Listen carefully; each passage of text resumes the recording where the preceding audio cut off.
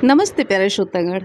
आज मैं आप सबको सुनाने जा रही हूँ मनीषा कुलश्रेष्ठ जी की कहानी एक मुट्ठी छाव। तो चलिए सुनते हैं कहानी एक मुट्ठी छाव। मंडी के आखिरी छोर पर वह मिला था। वह पीपल के नीचे बैठा हुआ था, चिंता मग्न सा। गुलाबी से मटमैला हुआ या साफा, पीला पीला सफ़ेद सा कुर्ता, मिट्टी के धब्बों से भरी धोती, बड़ी आंखें, हड़ियल चेहरे पर कटोरों में दिपदिपाती मगर उदास। पास ही उसके 3 मासूम बच्चे बैठे थे। अन्य मजदूरों की चहल पहल से दूर वह आ बैठा था। मजदूरी की तलाश तो थी, मगर बच्चे कहाँ छोड़े, यह भी विवशता थी। बच्चे बहुत छोटे थे। सबसे बड़ा 4 साल का लड़का था, जो अपने से छोटी बहन को ही नहीं, गुदड़ी में लिपटे एक और नन्हे बालक तक को सहेज रहा था। पत्थर बजा बजा कर उसके सियाए दुधमुहे बच्चे को बहला रहा था। जो इस काम के जानकार थे, उनके दिमाग तो 7वें आसमान पर थे और उन्हें उनकी योग्यता के अनुसार फटाफट काम मिल भी गया। 10 बज गए थे, मगर काम बनता नजर नहीं आया। मजदूरों को काम मिलता और वो निकलते जाते। अब बहुत कम मजदूर बचे थे। जो बचे थे वह लौटने को थे, अपनी अपनी साइकिलें उठाकर नई बनती कॉलोनियों में काम ढूंढने के लिए। अनायास वे इधर घूमते हुए चले आए। एक अधेड़ व्यक्ति को अपनी तरफ आते हुए देखकर वह खड़ा हो गया। वह भी जरा ठिठके। भाऊजी, कोई काम कराना हो तो बताओ। वह तपाक से पूछ बैठे, कितनी मजदूरी लेगा? जो बनती है बाबूजी दे देना। मेरे यहाँ तो आधे दिन का भी काम नहीं है भाई। जो बने आधे दिन का दे देना। मिस्त्री का काम जानता है? साहब, हर तरह का काम जानता हूँ। राज मिस्त्री के साथ रह चुका हूँ। टेम बुरा चल रहा है साहब, नहीं तो पिछले साल एक दिन भी खाली नहीं बैठा। सीढ़ियों की रेलिंग की जाली कसने वाले बोल्टों के छेद करने हैं। हाँ, कर लेंगे साहब। तो चल। उसने अपने औजारों का थैला उठाया। चल रे सरजू, कहकर गुदड़ी में लिपटे बच्चे की तरफ बढ़ा। इन्हें कहाँ ले चलेगा तू? इन्हें कहाँ छोड़ूंगा साहब जी। जैसे यहाँ पड़े हैं वैसे साहब वहाँ बाहर कहीं पड़े रहेंगे छाँव में। साइकिल है बाबूजी, आप आगे आगे चलो। इधर आपका स्कूटर पहुँचा है, मैं भी पीछे पीछे पहुँचता हूँ। यह एक छोटा सा नया बना घर था। देखकर लग रहा था कि किसी मध्यम वर्गीय ईमानदार सरकारी कर्मचारी का घर है। किश्तों में बनाए जाने की बेतरतीब और किफ़ायत साफ नजर आ रही थी। उस मजदूर ने साइकिल रोकी, साइकिल पर लदे तीनों बच्चों को उतारा और फिर उन बच्चों को उसने घर के गेट के पास से एक गंदला सा चादर बिछाकर छायादार कोने में बिठा दिया। सिर्फ औजारों को थैला लिए हुए उनके पीछे पीछे गैलरी में बनी सीढ़ियों तक चला आया। उनके दिए गए नाप और अपने अनुभव के अनुसार कुछ जोड़ घटाव किया। फीता लेकर सही नाप लिए, निशान लगाए और छेनी से छेद करने लगा। तीनों बच्चे वहीं बैठे चुपचाप बड़े गजब का संयम दर्शा रहे थे। वे उसे छोड़कर पत्नी की पुकार पर खाना खाने बैठ गए। वह खट खट छेनी हथौड़ा चलाता रहा।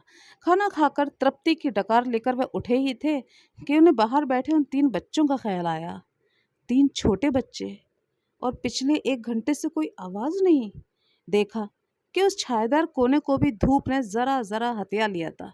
अगले 15 मिनट में वह कोना पूरा धूप से भर जाने वाला था। बच्चे शांत बेखबर अपने में मग्न थे। बड़ा बच्चा एक सस्ता खिलौना लेकर नन्हे बच्चे को हंसा रहा था। छोटी 3 साल की लड़की चादर पर अधलेटी ऊँग रही थी। पास एक स्टील का 3 खंडों वाला टिफिन था। दूध की आधी भरी बोतल थी और सस्ते ग्लूकोज बिस्किट का पैकेट था। बच्चे भी कोई कुपोषित बच्चे नहीं दिख रहे थे, मटमैले मगर प्यारे चेहरों वाले गदबदे बच्चे थे। उनके पीछे पीछे पत्नी भी बाहर चली आई। अरे, ये कौन है? यह वो मजदूर काम कर रहा है ना, उसी के बच्चे हैं। यहाँ क्यों ले आया ऐसे छोटे छोटे बच्चे? हाय राम, यहाँ तो धूप है, कहकर पत्नी उन बच्चों के एकदम करीब चली गई। ए छोरा, इधर खिसक जा, वो स्कूटर के पास वहाँ छाया है। सुनिए जी, इन्होंने कुछ खाया है? तुम ही पूछ लो। भूख लगी है, कुछ खाओगे? 4 साल के बड़े लड़के ने तो निर्भीक सा स्वाभिमान से ना कर दिया, मगर छोटी लड़की लंबी फ्रॉक को घुटनों में लपेटकर शौर से बैठी, शर्मा कर गोल मुंह खोलकर हाँ में गर्दन हिला दी। पत्नी ने उन्हें कुछ केले और मिठाई के टुकड़े दिए। वे पत्नी की सहृदयता को देख रहे थे और सोच रहे थे, आज तो यह दया ठीक है, मगर कल ना जाने क्यों उन्हें पत्नी की सहृदयता देखकर एक दिन याद आ गया। बहुत बरस बीत गए। अब तो पिताजी को गुजरे हुए युग सा बीत गया है, जब उनके पिताजी प्राइवेट स्कूल में अध्यापक हुआ करते थे। पिताजी को 4 महीने तक तनख्वाह नहीं मिली। जीवन भर की सारी बचत और गांव की ज़मीन बेचने के बाद भी पैसा माँ की लंबी बीमारी और देहांत के बाद मृत्यु भोज में चुक गया था। 2 महीने किसी तरह कर्ज लेकर काटे थे। फिर भी अपने सिद्धांतों के खिलाफ पिता ने कुछ कुछ एक ट्यूशन कर ली थी, पर ट्यूशन का पैसा तो महीने के अंत में मिलता है। उसी बीच उनकी किशोरी बहन ने खाली कनस्तरों को उनके सामने कर दिया था। चारों बच्चे कुम्भलाई से रसोई की ज़मीन पर बैठे हुए थे। सुबह से खाना नहीं बना था। स्कूल से लौटे पिता ने उन्हें साइकिल पर बिठाया और उस संपन्न घर में जहाँ वे ट्यूशन पढ़ाते थे पहुँच गए। अरे आज जल्दी कैसे माँ साहब? बस जी वे पिताजी के चेहरे पर पुता संकोच देख रहे थे। पिता पैसे की ज़रूरत को शब्दों में कहने में एकदम असमर्थ पा रहे थे। गृहस्वामी बातों के बड़े शौकीन थे, सो वे पिताजी से राजनीति और अपने व्यवसाय की बातें करने लगे। पिता भी मन की विविधता और आत्मसम्मान के पाटों के बीच से गृहस्वामी के साथ बातें करके सहज होने का अभिनय करते रहे। क्या बताएं साहब, आज की राजनीति तो महज वोटों की राजनीति है। सिद्धांतों की राजनीति तो पुरानी हो गई। ठीक कहते हैं गुप्ता जी, आप देखिए ना। इतने में उनकी पत्नी पानी लेकर आ गई। माँ साहब, आपके अंग्रेजी पढ़ाने का असर बिट्टू पर दिख रहा है। उसकी टीचर कह रही थी वह सुधर रहे हैं। यह आपका बेटा है, बड़ा ही प्यारा बच्चा है। चल मुन्ना, अंदर चल, तुझे कुछ खाने को दे। अभी चाय भिजवाते हैं माँ साहब। उस सहृदय महिला के सानिध्य में उनके 5 वर्षीय मन ने जाने क्या महसूस हुआ कि धीरे धीरे उनके आंचल का छोर पकड़कर कह दिया, चाची घर में सब भूखे हैं, खाना बना ही नहीं। बाबूजी तो रामस्वरूप चाचा जी से पैसे उधार लेने आए हैं। जब वे भीतर से बाहर बैठक में आए तो पिताजी उठ खड़े हुए और रामस्वरूप जी कह रहे थे, वाह माँ साहब, आज आपसे राजनीति का और साहित्य विमर्श करके दिलो दिमाग मानो तृप्त हो गया। रामस्वरूप जी के साथ विमर्श में जोरदार साथ देकर वह उन्हें जिस वास्ते प्रसन्न करना चाह रहे थे वह प्रयोजन उनके मुंह से फूटा ही नहीं। संकोच उनका गला भीतर से दबा लिया। रामस्वरूप जी की मानसिक तृप्ति तो उन्होंने करा दी, पर उन 4 नन्हे बिन माँ के बालकों का क्या, जो भूखे ही सोने की तैयारी कर रहे होंगे। तभी मकान के बाहर दीवार से टिकी हुई अपनी साइकिल पिताजी ने उठाई तो उन्होंने देख भी लिया कि चश्मे के भीतर के शीशे धुंधला गए थे। आंसुओं का एक रेला चश्मे के फ्रेम पर बाढ़ लिए खड़ा था। तभी रामस्वरूप जी की आवाज़ आई, माँ साहब। जी, पिताजी ने भर्राई आवाज़ में बाहर से ही जवाब दिया, अंदर आइए। रामस्वरूप जी के स्वर में एक बड़े भाई सा आदेश था। पिता उसकी अवहेलना ना कर सके। पिता सिर झुकाए खड़े थे। उनका हाथ थामे चेहरा उतारे 5 साल के वे। कमाल करते हैं आप भी माँ साहब, असली बात तो भूल ही गए हम बातों में। अरे तो आप ही याद दिला देते, मैं तो भुलक्कड़ हूँ ही। यह पकड़िए अपनी मेहनत का अग्रिम। जी, अरे लीजिए भी, आप ही का तो पैसा है। उन्होंने बैठक में लगे पर्दे के पीछे से देखा। रामस्वरूप जी की पत्नी मुस्कुराकर होठों पर उंगली रखकर चुप रहने का इशारा कर रही थी। उसे माँ की याद आ गई।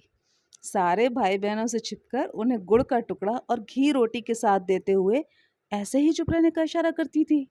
वह सबसे छोटे और लाडले जो थे। रास्ते में पिता ने हताशा भरे शब्दों में पूछा भी, उनसे कहा, तुमने कछु कही थी?